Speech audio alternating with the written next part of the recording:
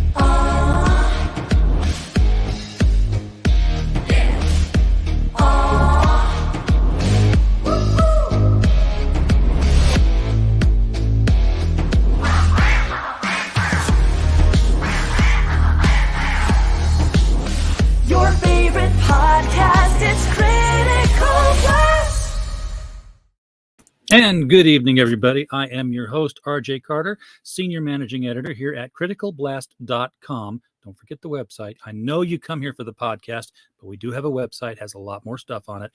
Also, Chief Envelope Licker for Critical Blast Logistics, Myopic Proofreader for Critical Blast Publishing, and I will help you with your data issues for your crowdfund through the use of Critical Blast Consulting and my 35 years of data analyst experience. I'm kind of, I don't know how to put this, but I'm kind of a big deal. I can help you with data. I'm good at that. Tonight, boy, we've got an active chat. Harrenberg, what do you got to get to sleep at 8:00 at night for? Just because there's a Steel City convention? Come on, you can stay up another hour, one more hour. Just stay up one more hour for our guests. Woody, I don't know why your eyes are bulging and your tongue is hanging out. It's just a thumbnail for a video, but we'll see. And Harrenberg, thank you for this. I will take a look at this after the show tonight and bookmark it for our friend John Hervey from Beyond Time Comics. I want to see what he did at Anime Matsuri and at Comic Palooza. And as you said, now on with the show. Tonight, we are so happy to have our friends from Bad Bug Media back with us tonight to talk about their latest crowdfunder. This one is, I'm a lot more. I was always happy with Bad Bug Media. I love the stuff. And then somebody pointed out, says, they have another line of books, right? And now I'm like, Oh my. So now I'm like twice as happy. Please welcome with me to the show, Mr. Bill Stoddard and Mr. Mike Tiener. How are you guys doing tonight? Hey, we're great. Hey, good. How are you? You know, if I was, hang on a second. That other line of books, I love that. Just how you we don't talk about it a whole lot. Are you voting a soda? Do you want to hold the label up to the camera? Yeah. I was asked how I was, and I'm officially one swallow better than I was before the show started. So, Nice. So yeah, I mean, you know, you don't talk about this other line of books because I don't know. Is there a stigma of some kind? I mean, we've been making and reading mature comic books for, well, let's see, it was 1988, and I was in the basement of the Chicago Ramada O'Hare, talking with Larry Wells and getting a signature on my cherry Pop-Tart. So we've been at it for a while, so there's no reason why we shouldn't be able to talk about it. And Kickstarter's definitely the home for the Bad Girl comic. They seem to thrive well there. So let's just dig into it. Bill, you are the writer on this one. Alice is the creator on. She's not going to come on and talk about the Booed book. Alice is leading the campaign. She didn't necessarily. She's got a couple of projects that she's creatively consulted on and contributed to. This one, she's helped run the campaign. Thank you for clearing that up, because it's hard to tell sometimes when there's a team. There's of a lot people. There's a lot of people involved. Yeah, one person's running it, but they're not necessarily the creator. So who is the creator on this one? Is that you, Bill?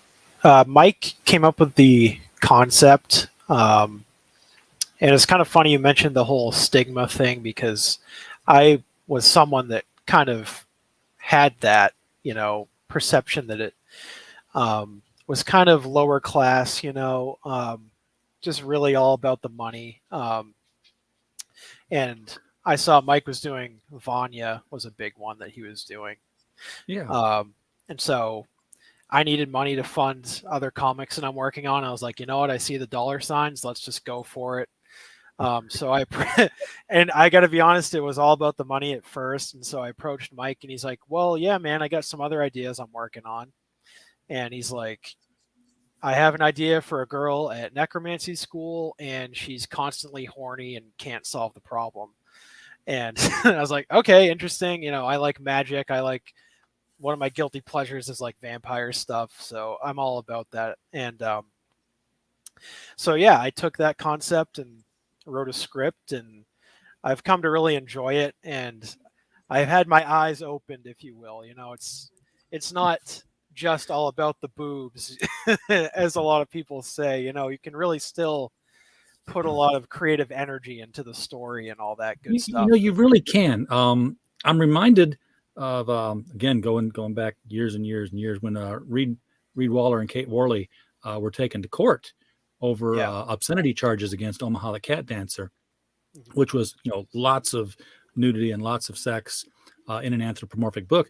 And the judge actually ruled in their favor because he was like, yes, this is here, but this is a mature story. This isn't just, serving the prurient interest, whatever that is. It's the definition for actual pornography and obscenity. And he's like, this is an ongoing story that actually has people evolving and characters growing. Plot saves the day in the end, basically. Mm-hmm. Right. Even if the plot is, I'm too horny to focus on my homework. What do I do? Yeah, and that was definitely the springboard of it. And then I thought of, well, why is she the way she is? And there was a lot of built-in, supernatural stuff around the premise. So I was like, well, why don't we make her half succubus and she doesn't know it, So the succubus side of her is feeding off of her own sexual energy when she's supposed to be feeding off of others. So that's why she's so exhausted all the time. I like that. Yeah. So yeah, we really wanted to make it a coming of age thing, figuring out your sexuality, just awkward sexual humor.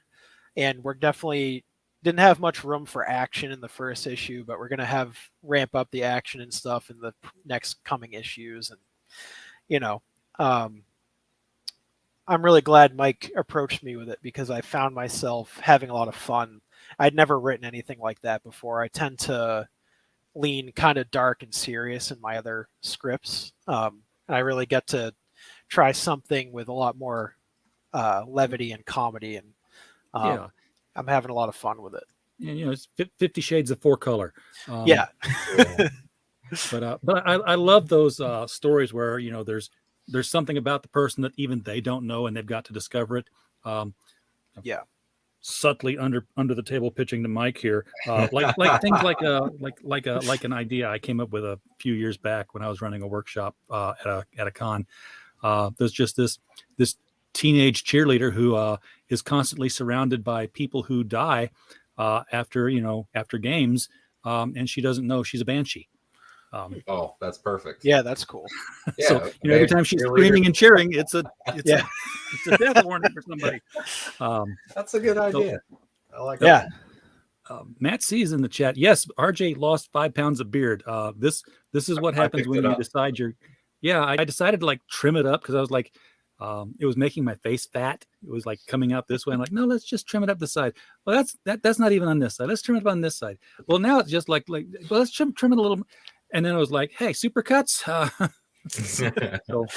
So I got it. Yeah, I've got that same problem. I can't have the cool guy like long beard. It just goes out like this. And, yeah, so I had this long bushy beard.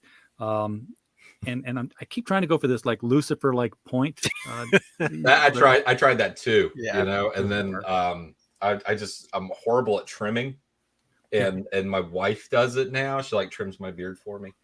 I can't see it.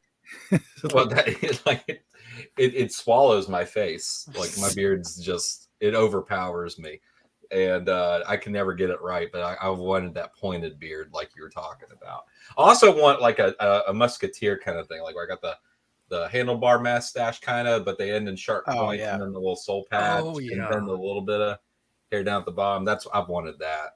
I keep seeing the guys with like the Snidely Whiplash curl ups at the end. I'm like, I can't even grab the end of my mustache to turn it up. How are you growing it that long, without chewing it off all the time? A lot of beard oils and ointments, and then waxes, just some solid pomade or wax or whatever. Way too much effort. Yeah, it's a lot of work. Yeah, exactly. That's why I used to shave my head. Because it was like I was cheap. I comb it with a wash rag.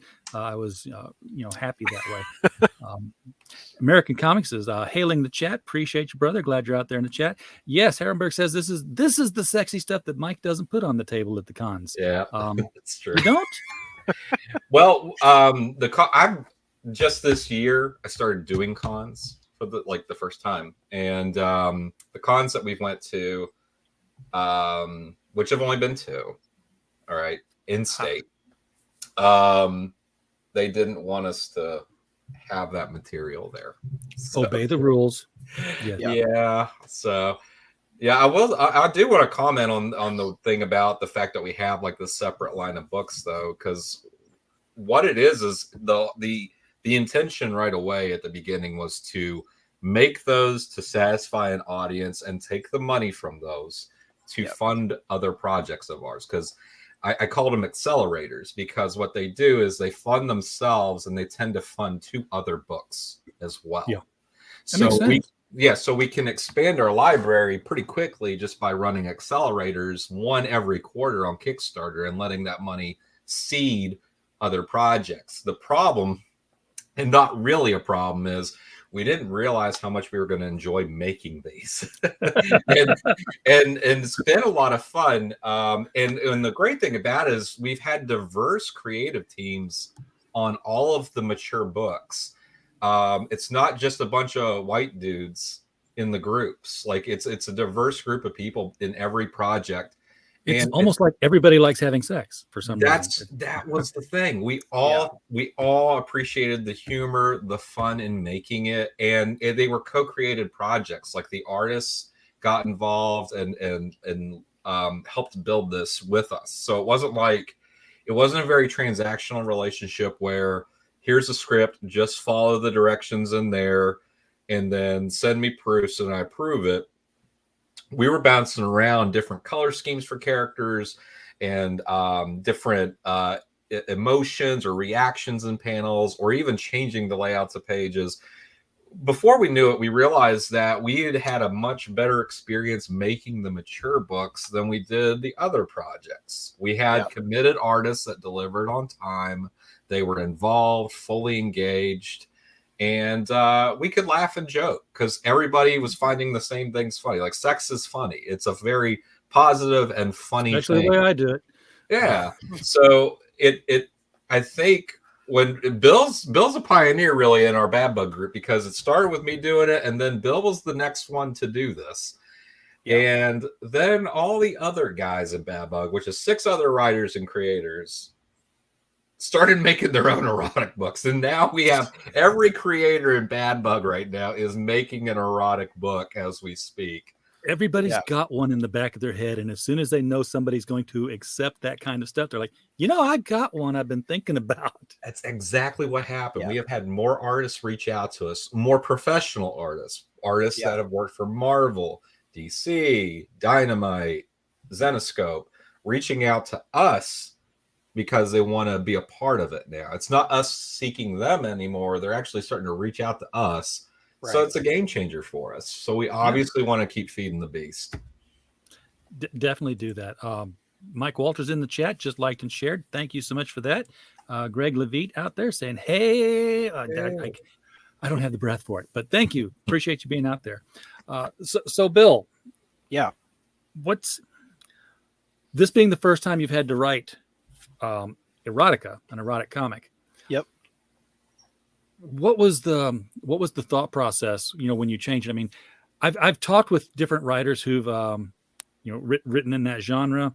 I wrote a story myself about a house painter who wrote erotica to pay the bills so that he had time to write the literature stuff that didn't sell.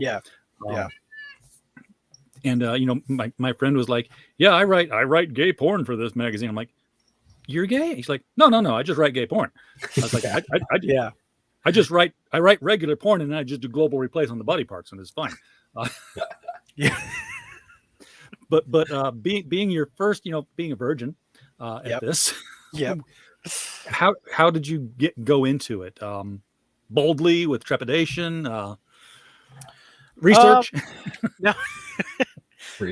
Research. Yeah, I think I've done enough research over the years that I have an idea of what happens. But no, like I said, it honestly was all about the money for me at first when I approached Mike, because I mean, we're not dumb. We see the numbers these things do. And it's easy to just assume that everyone that's buying them is just kind of being a perv or something. But that's really not the case. Some people just okay, if anyone here says they don't enjoy sex, or they don't at least dabble in some sort of pornography, they're probably lying to you. And I know Mike earlier, we were talking, like, it's so strange that we are okay with violence and glorify violence, but as soon as you see a nipple, it's all, oh, you can't do that. Yeah. That's off limits to clutch. Yeah, that's off limits. And it's really, like I said, I was narrow-minded, but as I was writing it and I see people enjoying it and all the art team enjoying collaborating on it, and I'm writing these jokes that everyone else thinks are funny too, it's really, I'm way more relaxed about it now. I was approaching it like, oh, I don't know if I can do this. But like I said, I wrote it as a comedy first and erotica second.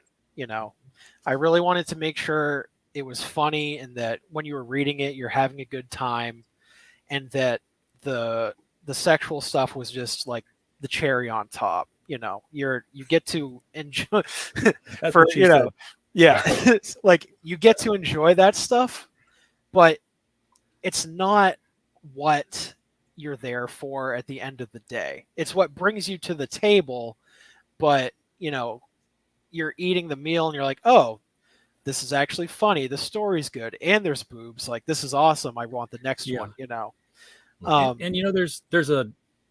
there are degrees of writing erotica too. I mean, there's the body, she keeps losing her clothes whenever she goes into an adventure kind of thing. Yeah. And, all the way down to like the cherry Pop-Tart stuff where it's like, hey, legs are spread, everything's shown, and things are going in. Yeah. And I kind of I left that up to the artist in this issue. Her name's Camry Lopka, and she's been amazing. And Bruna Costa and Eric is a great letterer as well. They've all been amazing. And, in the script, I was like, all right, this is where the sex scene is going to happen. You can make it as long or as short as you want, but it has to fit within these pages.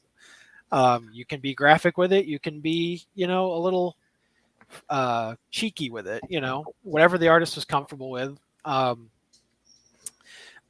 and other than that, I put them in like sort of like American Pie like situations. They're in the shower nude, or she's getting examined by this. She's getting examined in one scene by like a doctor, and there's like little nip slips and stuff. Just funny, cheeky stuff like that. I would say, the hardcore factor wasn't really the focus. It's supposed to be a romantic comedy. Yeah, a little bit. Definitely a little more risque than other romantic comedies. But yeah, it's the writing the Hey Kids Comics rack here, Mike. Right. Yeah. So when you ask me like what it's like to write erotica per se, I definitely didn't get into the nitty gritty details in my script. I was like, this is what's happening. These are the participants. This needs to be the end result so we can move the curtains story flutter along. on page 12. Yeah. I'm imagining Bill just laying out a game plan before having sex. He's like, all right, so what we're going to do here for about a minute, I'm going to be on you. And then a minute you're on me. That's about how long I last. And then we're done. Yeah. That's about how it went. Yeah. That's pretty much how it went. So yeah, I'm not 22 anymore. Yeah. So I will say something though, like the process has been different on each one of these titles. Yeah. Currently we have 4. We're expanding to 8, and we're going to cap it there for a little while. Is the fact that the artists really have been the driving force of what is shown from a sexual, because they give it this way: how much trust do we put in artists to write really great action scenes? We let them have fun. We just let them go, and artists have their brains are wired to be very illustrative and creative with simple actions. So even just like a straightforward punch delivered to another character could be illustrated in such a way that you feel the impact visually. And they do the same thing with sex. And so it's really like when you think of these stories that have you feel the when punch. You think of these, when you think of these stories and that as you're writing a script, you're like, all right, I need an action beat here. I need something that helps convey a passage of time, or there just needs to be a strong sensation here. We are literally substituting violence with sex. Yeah. And that's what's happening. And so it's funny, and we've been talking about it in the Bad Bug group chat a lot, but as more people notice that we're making these, we are getting more critics. Yeah. And the critics are being more bold with how they speak about us or talk to us even directly. Yeah. And it's funny that these are people that are completely fine with showing violence to a graphic degree, which is a negative thing. And then something that's so positive like sex that everyone enjoys, everyone does. Not everyone kills somebody. Not everyone gets in a fight, but everyone has sex. And it's funny that it's so taboo. And it's really the a Western in Europe. Yeah, it's not like that in Europe. It's a Western way of thinking, and I think I tie it back to our origins. Like we are a very, very regressive or restrained society, I think, in some ways. And I think that's I kind of want us to make sure that we do our part to move the narrative forward there and actually hold sex up as a positive thing. Yeah. And that's really the objective with these, is to make their fun, great stories first, erotica second, just like you would any other story. Make a great story that has violence in it. Make a great story that has sex in it. Yeah, I mean, and look at shows like Game of Thrones. There's like so much gratuitous nudity and sex in that show, but it's lauded as one of the greatest shows of all time. And no one's gonna be like, "Oh, you watch Game of Thrones? Have you seen all the boobs in that show? You're so disgusting." Like, but if you publish a comic that has gratuitous things in it, all of a sudden you're being a pervert. You're being like not dealing yourself with integrity.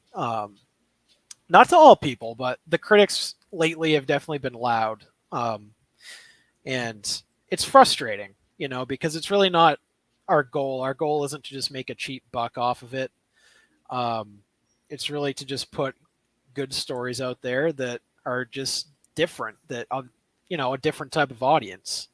And the best thing about it is hopefully they enjoy our entire catalog. We're just trying to bring in as many readers as we can and enjoy it. Well said, yeah, Bill. Absolutely. And with erotica, I think the story is even more important. Hello, Eric, and no, not the pot farm from South Park. Integrity Farms. Integrity weed. But because the art does sell it. I mean, especially with erotica, it's going to be, the art is going to be, drawing the eye, but the story, even more important, has to be even more eye-catching than your typical story. And I don't know, maybe I was just one of those weird kids in college, but when I watched porn, I wanted a story. Damn it, I wanted there to be a reason why all these things were happening. Some people do, man. Some people appreciate that part. The guy shows up and says, "Here's the pepperoni," and away they go. There's a reason that's part of it. Some people like the wish fulfillment or the escapism or just the fantasy of it. They want it to make sense. They want it to be like, oh, this could happen to me, or this is just crazy fun. It's not always just about the act. Yeah, there was like all this. There'd be like this setup, this reason, the titillation going on. And then it'd be like the clothes coming off, and then be like, and they'd go at it for like about 2 minutes. And be like, okay, fast forward through this because they're just having sex now. Get back to the. I told you, I was the weird guy. Get back to engage my mind. That's what I'm here for. So we talked about the different ranges of visual graphics and how far they can go. Mike, you're the guy in charge of saying yes or no on this kind of stuff. Where is the line for Bad Bug? And has anybody crossed it? You've had to say, no, go redraw this. It's a little too much there. No. Open floor, guys. Just yeah, no, we I haven't really talked about it with them because we don't know where the line is yet, but we haven't crossed it. So honestly, a lot of it is the fact that, think about people on social media, the way that the memes that get shared, the way that we talk with each other, what we find funny, what we joke about. They're in society, the lines have been drawn that we don't glorify, like rape, like sexual violence, sexually themed violence, and things like that. So none of us have talked about exploring that or even trying to even put that in the form of entertainment. This is like all of the characters that engage in it are willing participants. It's a positive thing. That's the objective. And I think Mark Miller had a run in with that because he had one of his villains, sexually assault somebody, and everyone came out and says, "Oh my God, how come you're putting that in a comic?" He's like, "Because he's a bad guy. He's doing a bad thing." It's in films, but for us, that hasn't been what we've wanted to do with sex. Like that was, we're not integrating it that way into the stories. Again, it's meant for entertainment and fun. And although the stories have violence in them, because there's conflicts and different settings that justify those actions, the sex part of this is meant to be complementary and further develops the relationships of characters that we're always attracted to each other. So, we haven't gotten anywhere near a line yet. The artists, I will tell you, when we were finding the art team for this, Camry was who I reached out to originally, and I made a post asking for artists that would draw erotica. and she commented, and I messaged her, and I was just like, hey, just so you know, here's another book that I've made that's erotica, so you know what you could be doing. And she was like, "Oh, that's nothing." And then she sent me her, and she sent me her folder of art that she did for fun, and the range of things that she does just for her own enjoyment. Some of it being commissioned work. I was like, "Oh, she's going to have no problem working on this," and it's been fun. That's the great thing about it. And then we hired a colorist, and she also enjoys this sort of thing. So it was kind of nice to get, I guess, a female perspective on the development of this book, because this was the second one in our line of erotic books. And it was amazing. I mean, like the way they contributed and the way that they perceive the book is the same as we do. We've got a really nice congealed creative team here that have the same intentions in making this, and I think that's great. You know, it's not a transactional relationship; it is a creative relationship, and it's nice to see it. Even the letter, when your artists enjoy what they're doing. Yeah, like Eric Foster, he's such a dynamic letterer for this book. You know, he's even getting into it. And typically, the letterers I've worked with, they're like, "Here's the letters, here you go." But you know, he really goes the extra mile to make it to match the tone. And you know, when someone's delivering a joke or in the fantasy sequence, you can see in the sample pages. You know, I noticed that in the sample pages. I'm going to bring that up. He really injected some creativity in this. And the great thing about it is, like, he said that this book gave him the platform to be creative and think outside the box with his lettering. And he is going to apply that to future books that he works on. So this was a good little, I guess, a kind of like the catalyst for him to really try some fun illustrative things around the lettering. So I guess we'll get to that in a second. Yeah. It's great when the artists are enjoying what they're doing. I've talked with artists who are like, you know, it's a job. I told the story recently, again, another Chicago Comic-Con. I was just a young lad with virgin eyes. And this artist, I don't know who he was. I wish I could remember his name, because I'm sure he was a name, because that's when the names actually went to cons. He was doing this big commission sketch, 20 characters if there was one.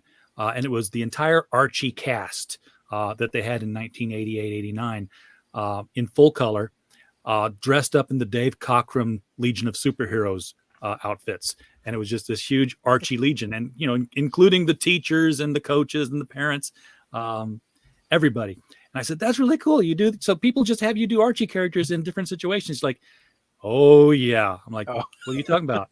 He's like, you should have seen the last one I did. Now, you know, my mind's going like, oh, what were Betty and Veronica doing?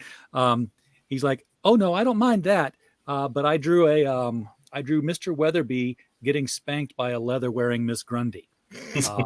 Nice. And it was like, you could tell, not his favorite thing, but he did it because the money was there. Yeah. But here, you know, no, wait a second. No sexual violence. And the very first thing we do is we see her getting beat. But she's clearly enjoying it. You know, it's this is sort of a it's not a manga style, but this frame here is definitely manga influenced. That's the facial expression. That's the universal Japanese facial expression for I like this. Cambri's style is so unique, and I think that was one thing that drew me to her early on. Was we wanted the book to have basically what we've got here in terms of the style is exactly what we needed. Like it's really perfect for the tone, and it was lightning in a bottle, really, between Camry and Bruna, the colorist. Those two complemented each other really well. And then Eric obviously putting in those dynamic lettering. This lettering is awesome. I mean, you know, first of all, it's pink. It's got it's not horizontal. It's got this flow to it, which gives you the impression of the lilt and the raise and tones of how she's saying what she's saying. So, you can hear it. You can hear it this way. Yeah. Right. Yeah, And another thing I'm proud of too. I know Camry had mentioned, that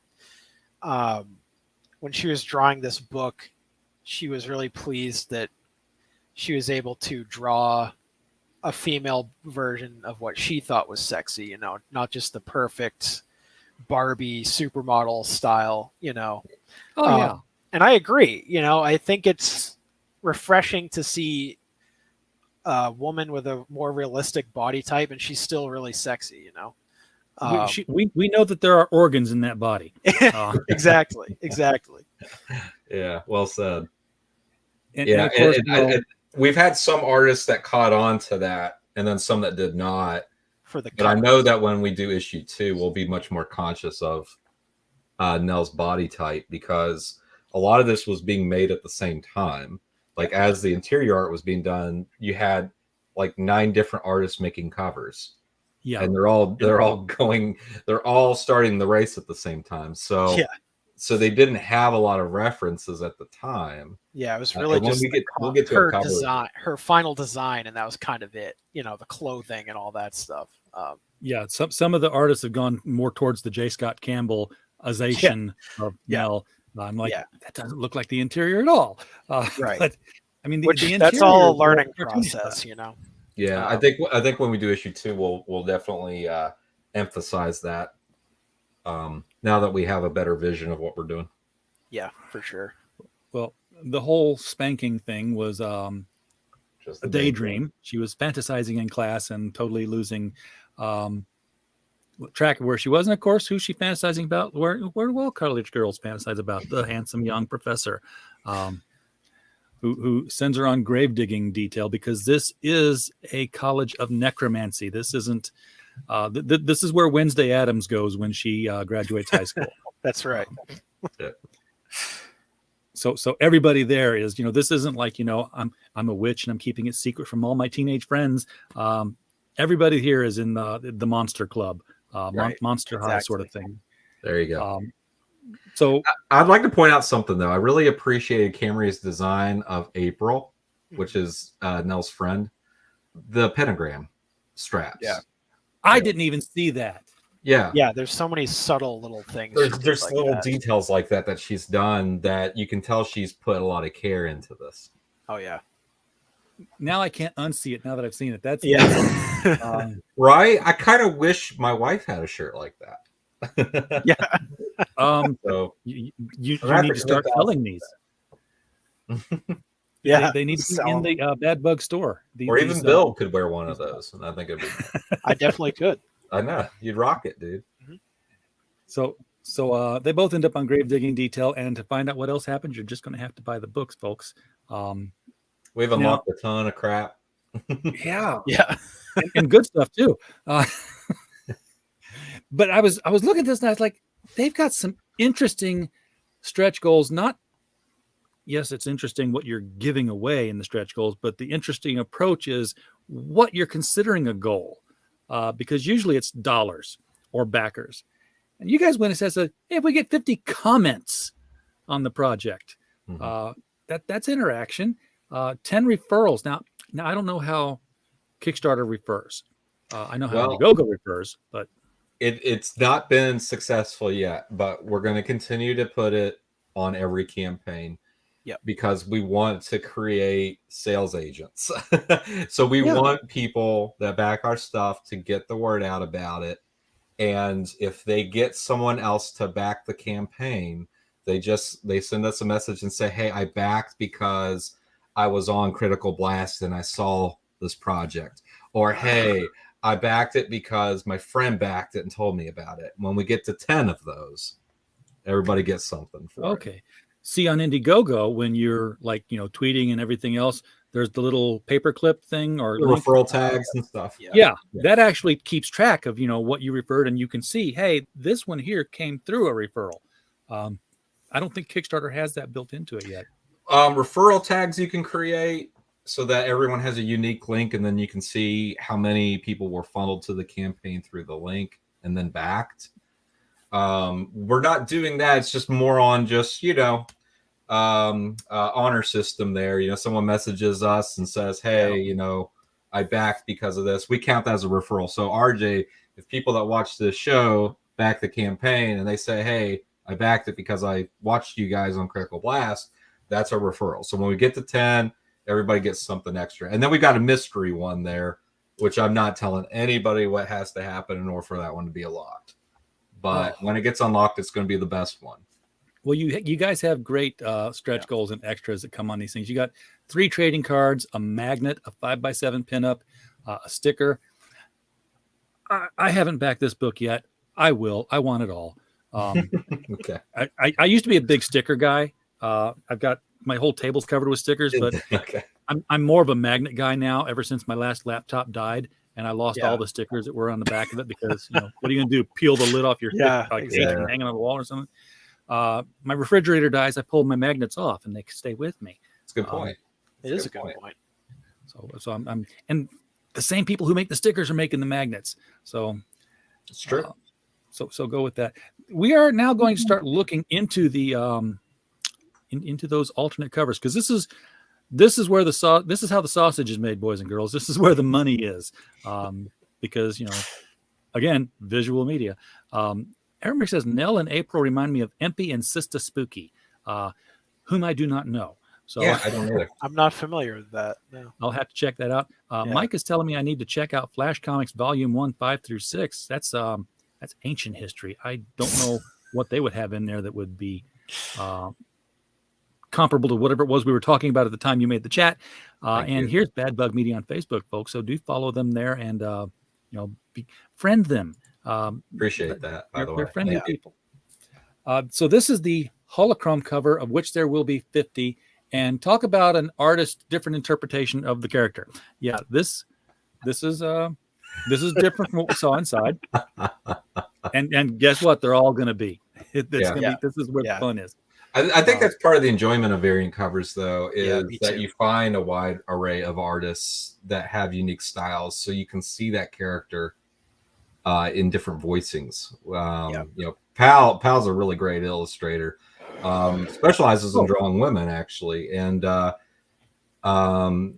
here's how great of an illustrator Pal Rodricks is.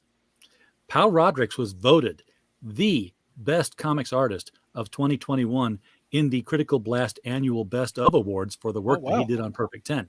There we go. Have a medallion. He did a great job on that. Yep. We sent him a medallion. We don't know if the Brazilian post office ever got it to him. But there's only going to be 50 of these because holochrome's not cheap. It's not. Those are 2 of the 3 female characters in Adam Warren's Empowered, which I still don't know. But at least I know where to go look now. The third was Ninja. Harrenberg is, of course, the master of knowledge of all things female comic characters, given the work that he does on the Harrenberg comic series. This is the cover A. This is the version. And of course, starting right out the gate, you can get a naughty version of the regular cover. So if you want to see what three naked ladies and 1 naked dude. Yeah. Which is about the ratio of most porn. So most. Which makes no sense when you think about the endurance ratios of those involved. That's what editing is for, right? That's great. Yes. This 15-minute video actually took 3 days to make. This is my personal favorite variant. Yeah, it's my personal favorite as well. Is it? Okay. Yeah. And this is probably closest to the body type. It is. Yeah, exactly. It makes me want to put glasses on Nell now too. Honestly. Yeah, I love those glasses. Yeah, they're cool. And another artist saw this, and so they added glasses to their illustration after seeing this. So, and shout out to Maine because he lives in West Virginia, where I live. So, he's a fellow West Virginian, I believe. Now he's in Ohio, though. There's a question I'm going to ask a little bit later on, but I've got to get to another cover before we get there. This is another this is a cute cover for me too, because this one keeps that cartoonish style. Yeah.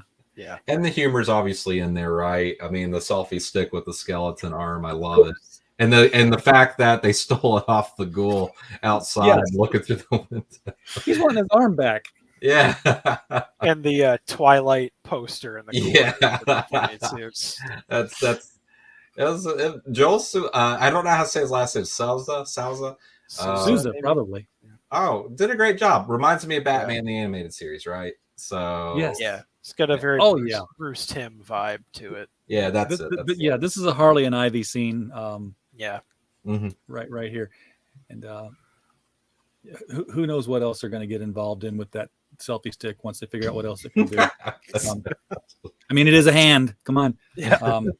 But here is the other glasses shot. Yep. So the rose-colored glasses. That one actually kind of reminds me a little bit of like Bayonetta, if you've ever seen that, the video game. Yeah. Sure. Yeah, I like see the that. cover art, kind of. Daxina, their covers do the best on our campaigns. I think Daxina's got a really big following. But they've done 3 covers for me, and every one of them have been the most backed. This one, I don't know. I think it's the second highest. Now, when you say the most backed, is it you talking about cover D or cover DD? Cover DD. Okay. Both of them do really well. And of course, I didn't even mean double D, but this one qualifies. No, I thought that was clever. This one's cute. I really like this one.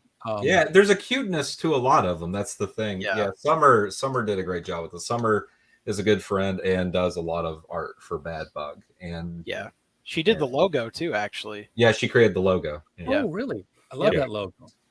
Me too. Yeah, I really like the logo.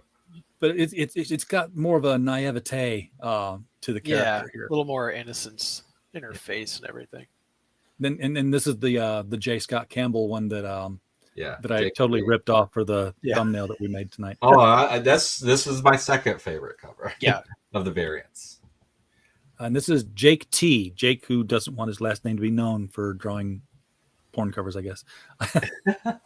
Yeah, Kinky Cuties though is it's what he does. It's his prime, like that's what he does on his own time is illustrate like this. And he's on Instagram. That's the best way to find him, under Kinky Cuties. All right. Well, you Ehrenberg link. Oh, yes, it is. It's the opposite of the Sue Storm ratio. Yes. Which is also known as the fantastic ratio, I believe. Yeah, that sounds good. This is the Greg Bo Watson one. He's done I think he did 2 of them for you. He did. He's done a lot of covers for me. Him and Gwen both. They're a team. They always work together. They have done a series of roller derby covers. Yes, and that's where this one is. Yeah, this is one of those. Yeah, that's got to be released as a set of prints. I plan on doing that. Yeah, and in both versions, of course. Of course. First cover illustrated by Joey Stone, who is the singer of a metal band called The Banner, and he really went all out for this and put a lot of detail in it. And then Tommy Shelton's a fantastic colorist, so considering all the complexity of the line work, there's a lot of range of color here, and Tommy did a great job of separating things and giving a good depth of field. I really enjoyed this cover. Yeah, and if you are a collector of first appearances and first professional work, this is one you want to put in your collection. The first Joey Stone published cover. Yep. Now wait, so this is the name Deus Mortem. Is this the name of the university, right? Yep. So, Death God, God is dead. I'm not sure. God. Death God. Yeah. Okay. Oh wow! Now this has got manga anime influence cover. And Drax does a lot of art for he's done things for. Oh, now I'm drawing a blank. Zombie Tramp. Okay. Dan Mendoza. That's it. Okay, I was trying to remember Dan's last name. Drax does a lot of art for Dan and other creators that are in that league. And Drax is a great guy, honestly. Shared this campaign a lot, was really engaged with the campaign, kept messaging me saying, hey, wow, the campaign's doing great. I love all the covers, and was complimenting all the other artists. And it was really cool. Really, really Do you know cool. how hard you make it on the purchaser with all these options that you just can't you can't go through this and say cover. That's my cover. Cover. Yeah, going back to that's my cover. No, it's like I want that one. But wait, I want this one. Oh, I want them all. Yeah. Yeah. Yeah. This is the Robert Nix cover. Yeah. Party cover. Just There's more of her edgy succubus side coming out in this one, I'd say. Yeah, that guy's nothing led to him but bones now. Yeah. He's been, the joke's got to be there. He's been sucked dry. I really like this one because of the odd posture. Yeah. Yeah, the more like horror elements behind her. You know, this is probably the one that mixes horror and the sexual stuff the most, I would say. Yeah. Paul's a great artist, and Monica, the colorist, is going to be working on. She just did a cover for us, but Monica is going to be coloring another one of our adult books. She just signed on for it. Nice. This is another fleshy looking. I'm not saying it's she's thick or anything here. It's just like, but the way she's the way her socks are tight. Stockings are tight around her legs. You can see the bulge coming out on the top. Like it's squeezing them. And of course, her arm going across like that. It subconsciously sends you the message that, she's thicker. Even though she's not really illustrated that way, it just conveys it. This one's very nice, too. Now, this is, more like a pinup. Yeah. Like tugging on the, pants or panties and. Yeah, the copper tone ad. I couldn't remember what it was. And this one does really well because of the style. We've had a lot of people back this one. Yeah, that's one of my favorites too. Yeah, Summer, who did one of the other covers, this she likes this cover more than hers. I think they're both great in different ways. Honestly. They are. I wouldn't, say one's better than the other. Just for Summer, I love Summer's cover, but she really likes this one. I like seeing all the cute little skulls that make up her her hair bows or her necklaces or everything else on her. Okay, now this is the Andrew Tarsoff. Now this is the other one that you've got a continuing set going. Yep. And just to comment on Andrew, he has a massive social media following. He was doing cartoons for Playboy and Hustler, and then spun off of that, and then just continued to make his own art. And he's Twitter, Instagram, Patreon, a lot of different funnels to his work. But he did these, and it was actually a dream. There's Alice. Hey, Alice. Hey, Alice. It was a dream to have him illustrate some characters under the Bad Bug banner, and so having him do these, I made it available for others, but I totally paid so I could have these. I just wanted them for myself, I can totally relate to that. It's what commissioned art is for. I think we made Herrenberg have to scrub his computer hard drive when he's off here tonight. He went looking for kinky cuties on Instagram and found probably more than he bargained for. You've got some add-ons here. Of course, you've you can get the holochrome as an add-on if you don't just get the other.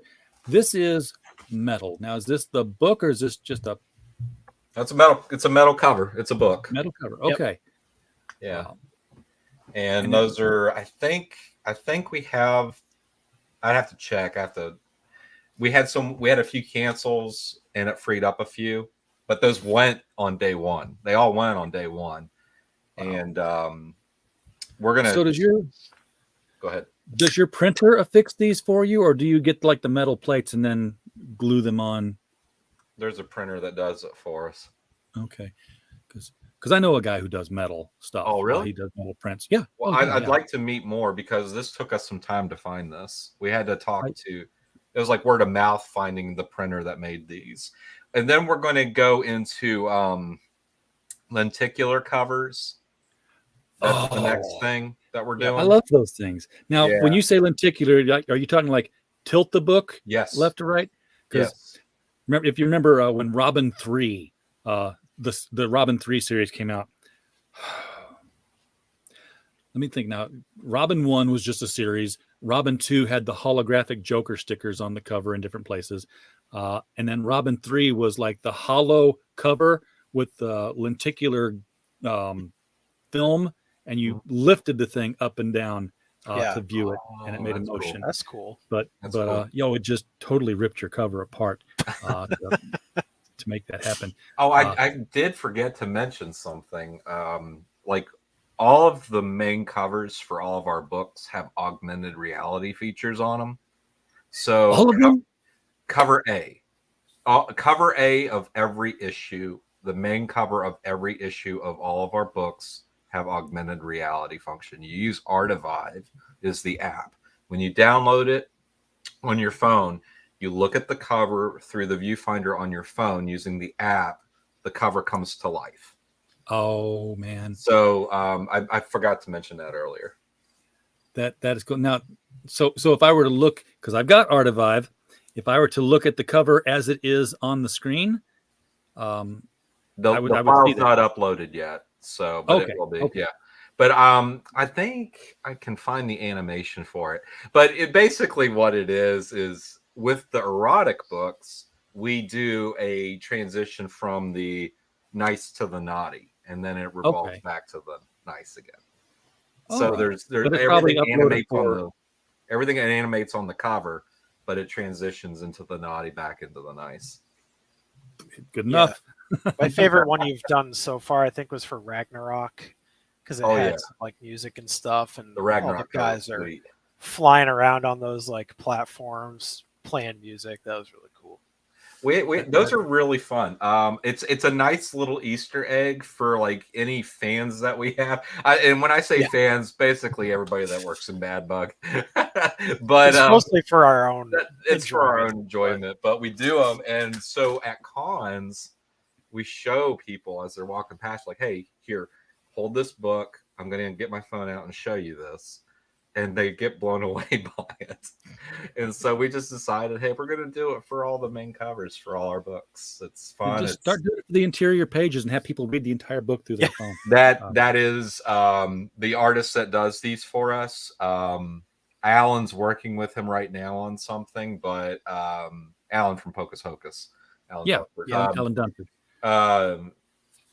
The goal is to do a fully augmented reality comic. That will be a lot of fun.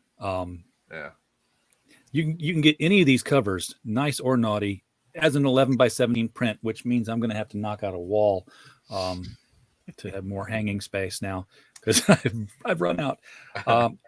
And that brings us to the end. Now, I'm not going to go over all the prices on this, folks. Just to, you can go through that yourself. I believe it's like all they're priced high. I'll go ahead and say it out the gate. We price things high. The reason for this is we're never going to sell these anywhere else. These are not going into retailers. These are at the cons that will allow us to have them. The only way that we sell these is through crowdfunding. Yeah. These are a very limited item. And on top of that, budgeting it all out, this is how we're going to be able to make our money back so that we can continue to make more. Yeah. But and you say they're priced high, they're not really priced high. They're $20, which is pretty standard for a cover, for a comic cover. Thank you, RJ. And it's understood that it's going to be a upcharged when you have the naughty version because it's a premium. You're paying for something different there. Right. So I would pay. I have paid, and I will continue to pay for We that. appreciate that. I don't know if we moved. I know it was at 373 earlier today, but I think it was at 374 right before we started the show. So I cannot claim any credit for helping you guys tonight. But it's been fun looking at it and been fun talking about it. Absolutely. How far does this story go? And is it something that's going to be a continual, or any of these titles something that are going to be like, we're just going to keep 1, 2, 3, 4, or are they all, one issue or 4 issues and we're done and move on to something else? I don't think we've decided. They're limited story arcs, so we want to make sure that there's like short story arcs to them, so that way we want to make sure the readers are rewarded for sticking with us. And we do know that there needs to be a sense of a conclusion, so that way we can venture into more stories that we want to tell. So nothing hurts a reader worse than really enjoying a story and then the next chapter and the chapters after that don't come out and it's unresolved. Robert Aguirre Sacasa, I'm looking at you. You're not doing Riverdale anymore. Get your butt back on that Afterlife with Archie. Finish that thing up. I'm been hanging on for 7 years now to figure out what happens. But yeah, I mean, I'm having a blast writing it, and as long as people still want to read it, who knows? Well, at 17,000 of a $4,000 goal, I think people want to read it. You got 374 backers. Is this pretty standard, Mike, for where your more mature lines achieve? It's the lowest performing out of the 4 right now, but it's because... Sorry, Bill. You weren't supposed to hear that. No, you're good. Bill knows that. Bill knows that. We talked about it, but we're still pleased. Like it's like how do you say this? It's like they're all great. They're all doing great. So there's nothing to really complain about here. We've been our highest performing one's Hyper Guys. It made 30,000. So that's the range. And listen, this is 2 weeks to go, so this thing's probably going to end up in the mid, maybe lower 20,000 up to mid 20,000. So that would put it at pace with our other titles. So it ramped up. Its behavioral pattern compared to all the other campaigns is very different. It looks like it's grassroots. It looks like it got legs later after launch, because day 1 launch was great. Then it went very quiet, and then it started picking up momentum very quickly. And there wasn't anything we were doing. This is the only podcast we've been on talking about it. We've done little to no promotion. It's not coming from me then. So that's RJ, maybe after we get off this thing's going to skyrocket. But gotta give it time. Yeah. And we realized that this one, Bill even said it to me early on. He's like, I don't know how to predict this one. I told him the same thing, because we chose a unique art style for this one. Yeah. This one, it's more comical. It's not necessarily a serious story, and it's playful. And we thought that might be a detractor for some, because we know there's Red Sonja fans and Lady Death fans and people that just like to have that serious artwork and heavy metal, right? This is not that. So we knew that this was going to attract a unique audience compared to the other ones. Yeah, but you also have the fans of the aforementioned Cherry Pop Tart, Ms. Adventure from Penthouse Comics, Little Annie Fanny from the Playboy line. So there's an audience for the humorous, sexy art as well. I think one of my favorite Playboy cartoons, and I've got it on my hard drive somewhere. And no, I can't show you because we're on YouTube. Jack Cole, Plastic Man's creator, did this painting for Playboy, and it's it's a self-portrait. He's standing at the easel and he's painting this lady in the shower. And he's got the art brush. He's painting her belly button at the time. And behind the easel is the woman standing in the shower, and she's doubled over laughing because, he's tickling her belly button with the paintbrush on the easel. He's like, what's going on? But I'd like to, just because I'm like, Jack Cole, Plastic Man, Playboy. Yeah, it's fun to see artists that I know do him. something else just randomly pop up like that. It's pretty cool. Yeah, well, Dan DiCarlo's another one that he has a book out, has a book out. I'm sure it's still published, and I saw it at Half Price Books. Didn't pick it up, and now I can't find it anymore. But he had a book of his pinups and his humorous, sexy art, and all these guys aside, no one does it like Dan. Dan's a master at what he did. Miss that guy. Anyhow, guys, thank you so much again for coming over and sharing your wares. Find the next one, bring it out. We'll set another night. You're going to cap this off at a certain number of titles, you said. But are you looking at anything like an anthology of all the characters, or even a story that has one or two of them in the same thing as sort of a special edition? We've talked about it, but we're a ways off from thinking, because like a lot of comic creators like to do that. Like they like to create like a universe, like a cross-pollinating their titles and stuff.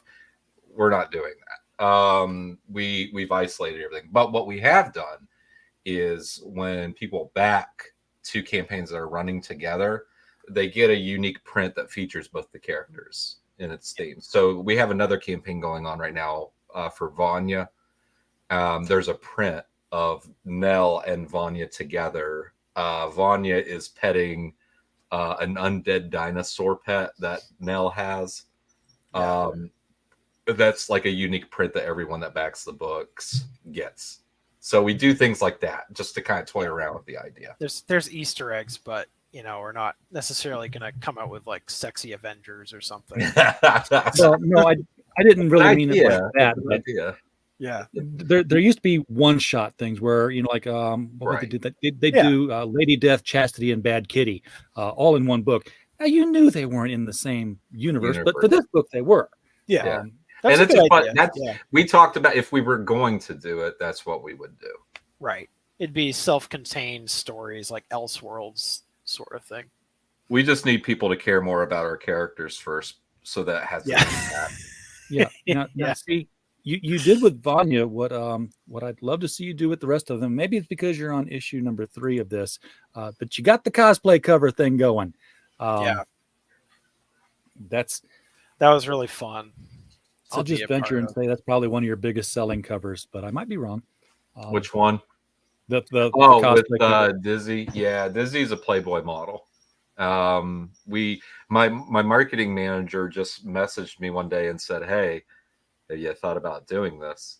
And I said, "No, not really." He said, "Well, I reached out to her just to see if there's interest, and there is." So I said, "Let's do it." Yep. Can we afford her? And then they said, yes. And she's been a blast. That's the funny thing. That like I've like as the campaign's been going on, she's just kind of like her and her photographer have been messaging me back and forth, just really pleased with the results of the campaign. She sells prints that are only like exclusive prints from this shoot on her site. So she wants to do more, obviously. And I mean, there's a good chance that we'll probably do that. But it was a blast. Yeah, it was 100 degrees that day when they shot that. I know that. It's a good thing she was, wasn't overdressed. I know, right? Yeah. I'm bringing the page up because now I have to start here when I go to backing, because I'm like, oh, the double backing gets a special print. Yes, I'm there for that. And of course, it's on 3, so now I got to go back and get 1 and 2. But looking at this, I don't know if I could put you in contact with him or not, because he's my good friend who doesn't know me anymore. Because the last time I talked to him was like 20 years ago. But I would love to see Vanya and Cave Woman from Bud Root. Cool. Because I think his art. Well, first of all, his art style definitely would not. He wouldn't object to his character. It's the same thing. She's flashing boobs all the time too. So. That would be kind of fun, or at the very worst, get a cover from him. It's a good idea. Yeah, I'm sorry. I always overwhelm you with like I'm writing them down. You know what I do, right? Like when I get on here, I'm like, great. I'm going to get some good ideas for the next campaign. I'm trying to rein it in because I feel like I'm that, Dude, you no. know, that fan that's You're just not like saying, charging for these ideas. Like, that's well, like, no, I appreciate that. I'm getting this for free. You're a free think tank.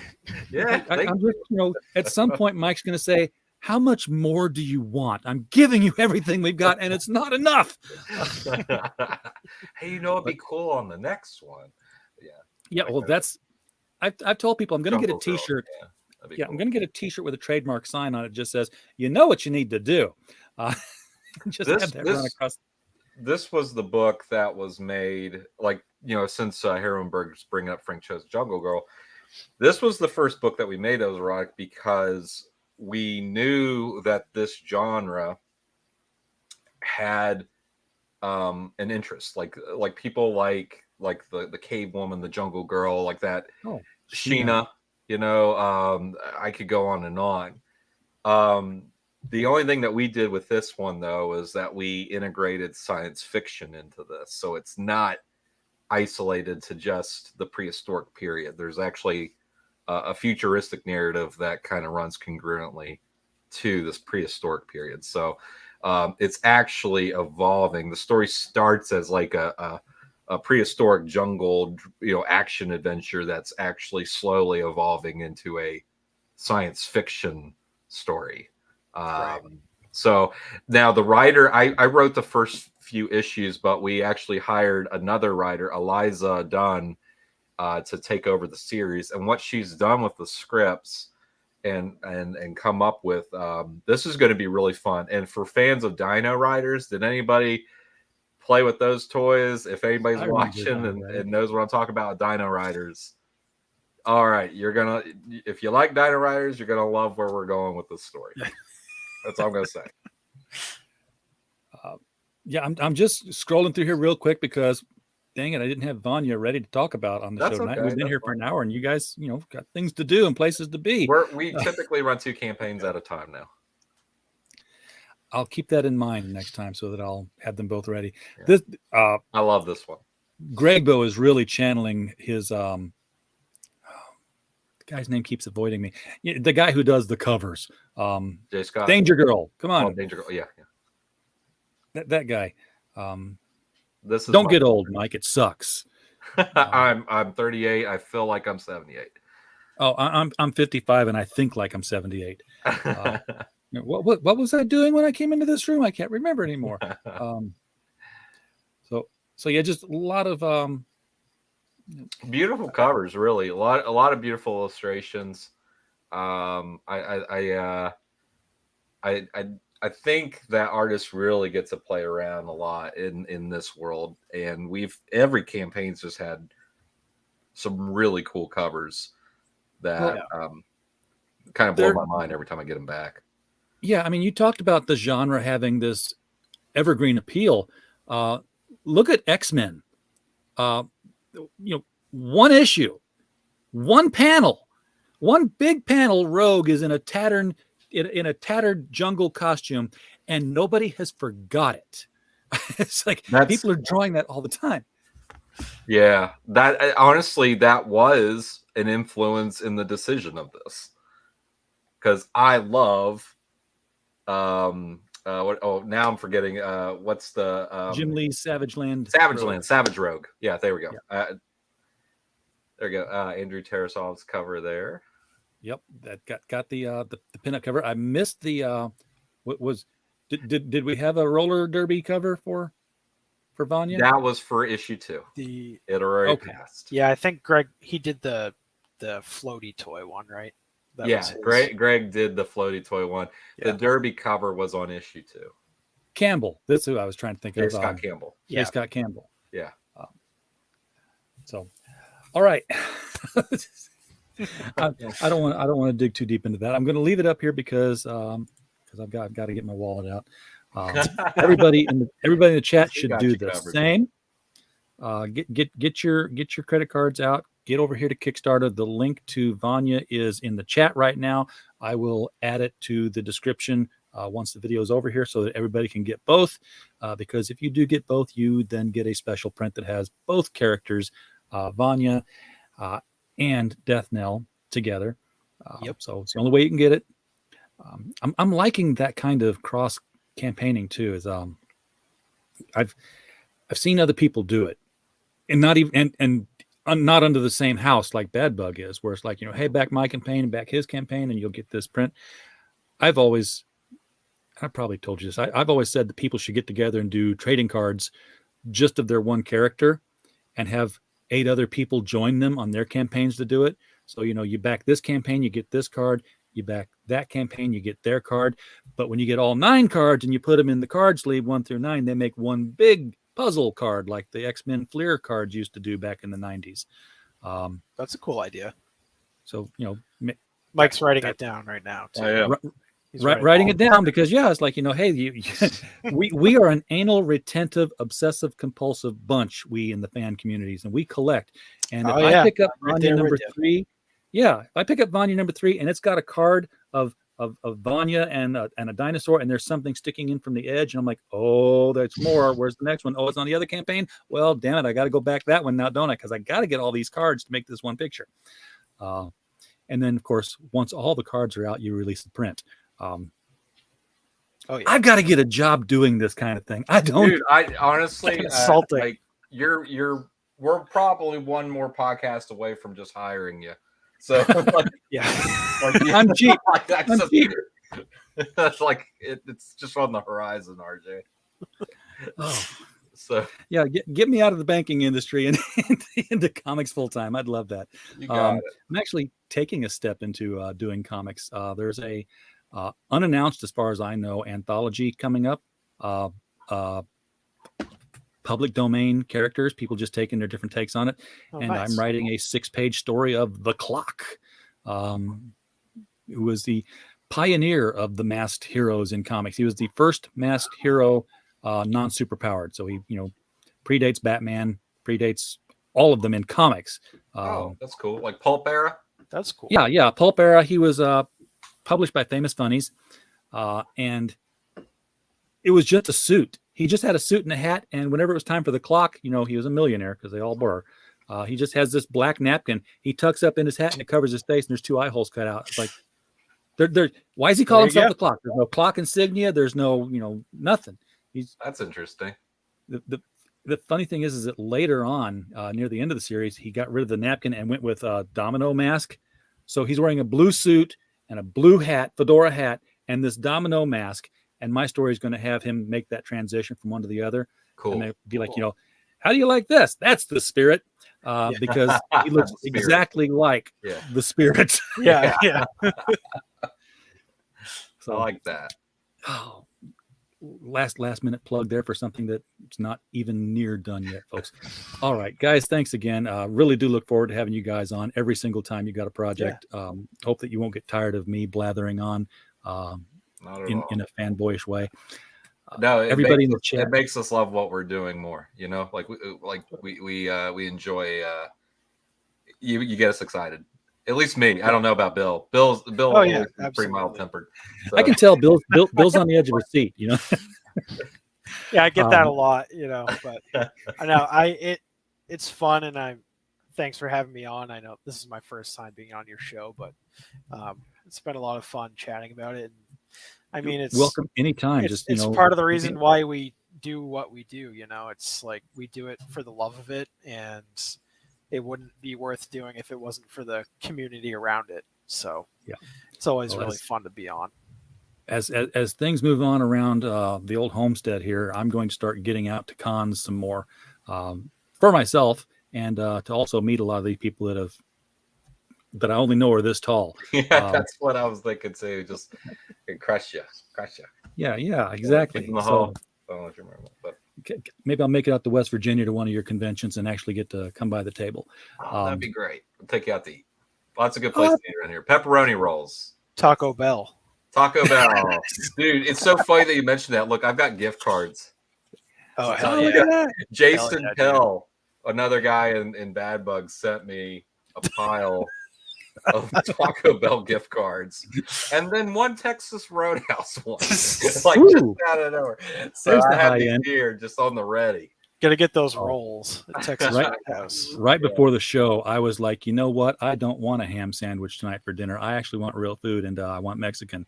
So I got here just in time to start things up.